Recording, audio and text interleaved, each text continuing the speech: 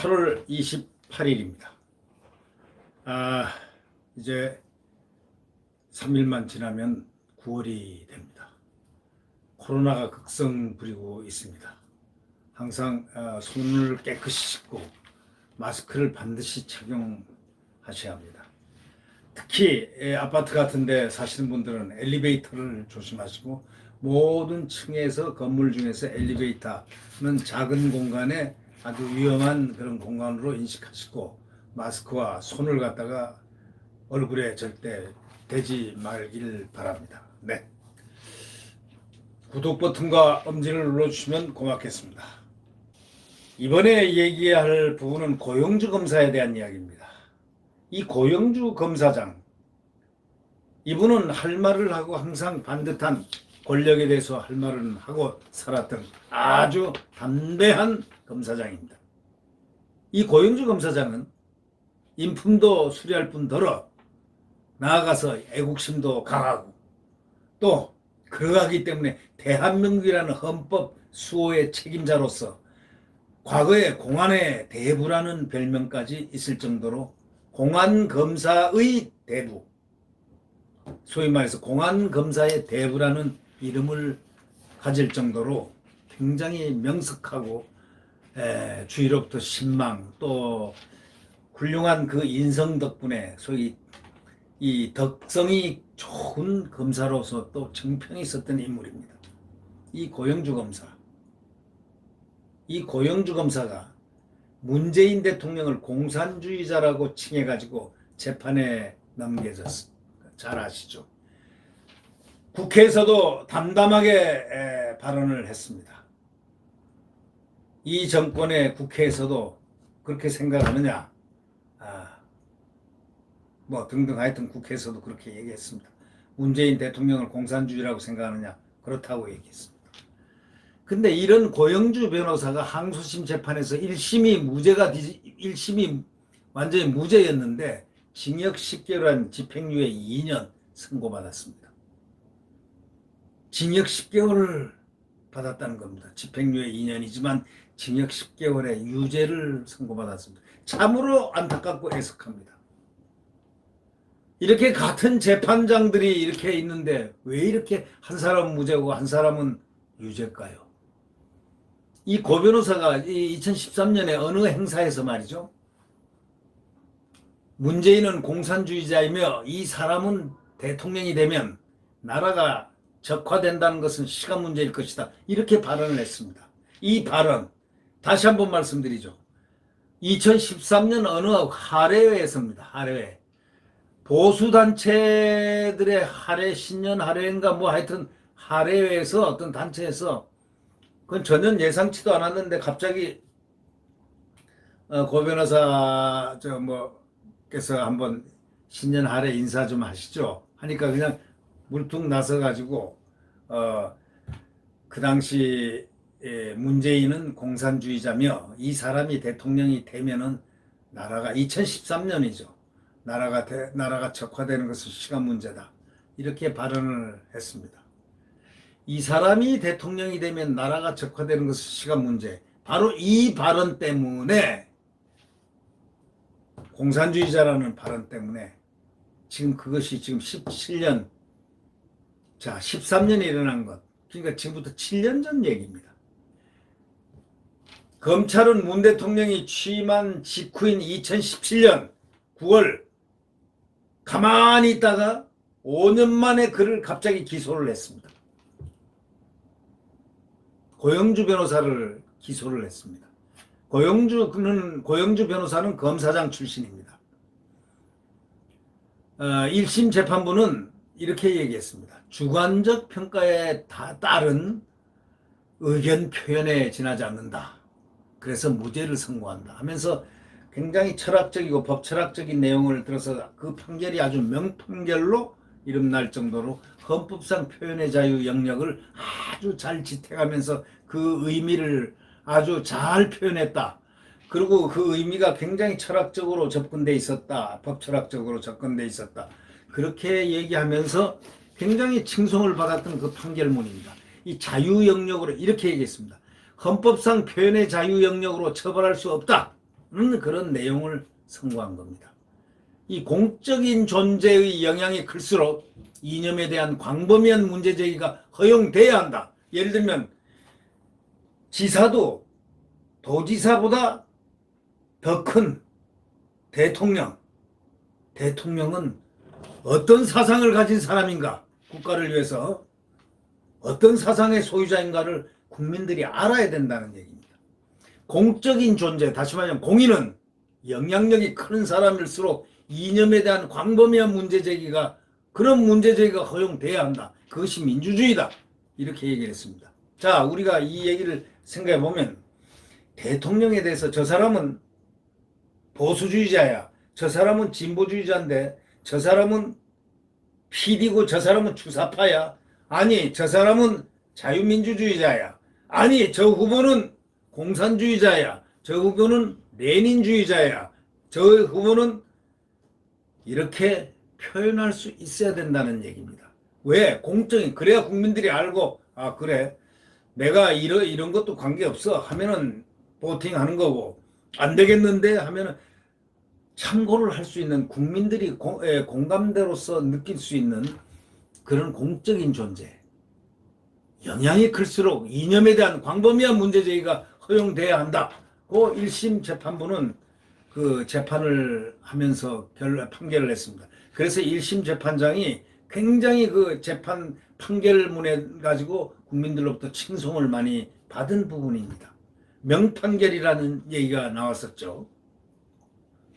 그런데 2심에서는 정권 편에 선 판사가 재판을 맡았다고 지금 이 조선일보 사설자는 지적하고 있습니다.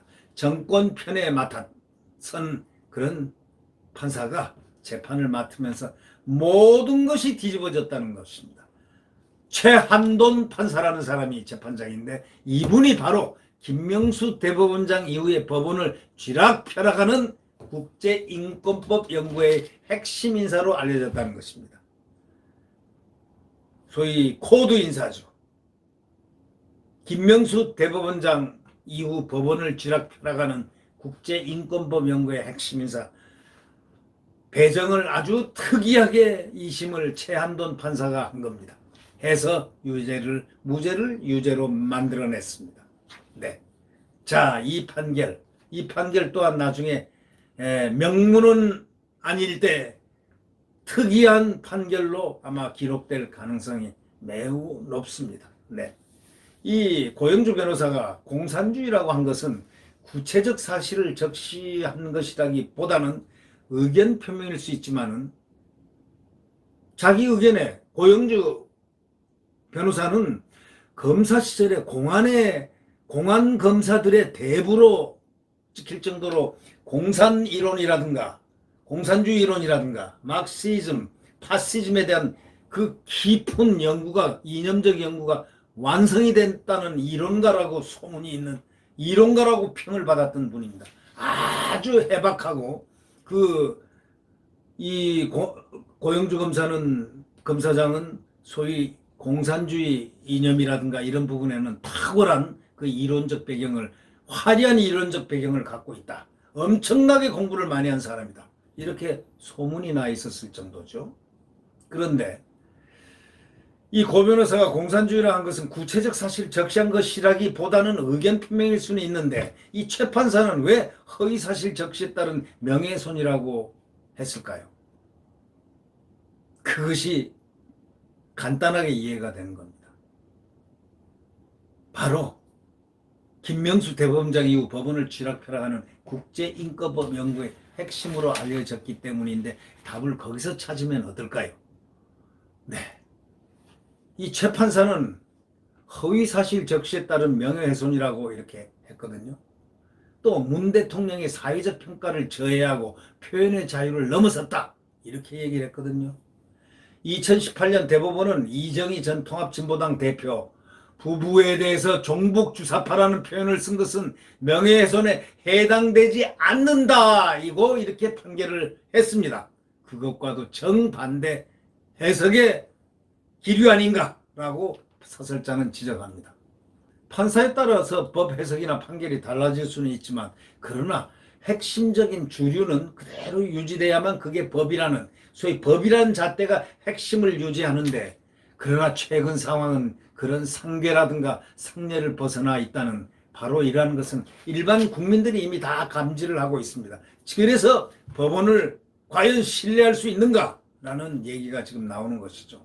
오죽하면 이 대법원이 TV 토론에서 거짓말을 해도 괜찮다라는 그런 식, 다시 말하자면 TV 토론에서 거짓말을 한 이재명 경기지사에 대해서 적극적으로 허위 사실을 표명한 것이 아닌 한 처벌할 수 없다 하면서 무죄 판결을 냈잖아요. 그렇다면 적극적으로 아니고 소극적으로 거짓말 이렇게 하면 그건 된다는, 허위 사실을 얘기해도 된다는 얘기 아닙니까? 이런 판결을 내린 바로 대법원입니다. 김명수 대법원장이 그렇게 했죠. 결국 여당은 표현의 자유를 신장시킨 판결이라고 이렇게 얘기했지만, 이 나라에서 표현의 자유는 정권 편에 있는 것이 표현의 자유다라는 결론을 동아일보 사설자는 내리고 있습니다. 여러분 어떻게 생각하십니까? 혈압이 오르고 있는 분들이, 시청자들이 많이 계실 걸로 알고 있습니다. 표현의 자유는 정권 편에만 있다는 판결을 받은 고영주 변호사, 그는 승리할 것입니다. 비록 호주 법원에서 판결은 그에게 1심은 무죄, 2심은 유죄, 또 3심은 모르겠지만, 그는 확실하게 무죄 판결을, 무죄란 판결을 국민들로부터 받은 겁니다. 고영주 변호사는 훌륭한 대한민국 법조인이자 앞으로 대한민국을 이끌 수 있는 리더십을 가진 훌륭한 분입니다. 담대하게 그는 공인에 대해서 얘기할 수 있다. 공인의 사상은 국민들이 다 공유해야 된다. 점점 높아질수록 더 그 사람에 대해서는 더 많이 주관적 평가라 하더라도 의견이 개진이 될 수 있어야 된다라는 그런 부분, 상당히 중요한 얘기라고 생각합니다. 그 판결 중에 문재인은 공산주의자이며 이 사람이 대통령이 되면 나라가 적화되는 것은 시간 문제다. 이거는 고영주 변호사의 그 시대에서 공안의 공안검사의 대부로서 공산주의 이론을 갖다가 이렇게 보았던 그분으로서 여러 가지를 자기가 보았을 때 이러이러한 것을 느낀다는 자기 개인의 의견 개진, 그것도 공공의 장소라고 하기보다는 신년 하례에서 갑자기 인사말을 하라는 그런 바람에 나와서 그런 부분에 대해서 그때 그 이슈가 그런 이슈가 있었기 때문에 그 얘기를 한 것인데, 이걸 표현의 자유 범주 밖으로 허위 사실에 의한 명예훼손이라고 판결한 2심 재판부, 글쎄요. 요즘은 이런 얘기가 있지 않습니까? 재판장 마음대로 판결한다. 이것이 나온 게 김명수 대법원장 이후입니다. 김명수 대법원장, 그분은 이번에 이재명을 살려냈습니다. 적극적으로 허위 사실을 표명한 것이 아닌 한에서는 처벌하기가 gon란하다. 적극적으로만 안 한 거짓말은, 적극성만 안 띈 거짓말 같으면 괜찮다 이런 얘기인데, 결국 뭡니까? TV 방송 톤에서 거짓말해도 된다는 거짓말을 허용한 거 아니겠습니까? 적극적 거짓말만 말고 말이죠. 적극적 허위 사실만 말고 말이죠. 약간 소극적으로 허위 사실 표명해도, 상대 음해해도, 허위 사실로 공격해도 괜찮다는 선례가 남았지 않습니까? 이것이 앞으로 대한민국에 어떤 영향을 줄지 모르겠습니다. 하여튼 오늘 그러한 사설이 나왔습니다. 사설이 상당히 무겁습니다. 지금 태양은 내일 다시 떠오릅니다. 태양은 내일 다시 떠오릅니다. 새벽 4시, 5시, 6시, 그 5시가 가장 추운 새벽입니다. 그러나 그 맑은 대지의 공기, 차가운 대지의 공기는 곧바로 떠오르는 태양과 함께 희망을 재촉하고 드디어 자유 대한민국, 애국가가 퍼지면서 태극기가 펄럭일 것입니다. 네. 구독 버튼과 엄지를 눌러주시면 고맙겠습니다. 안녕히 계십시오.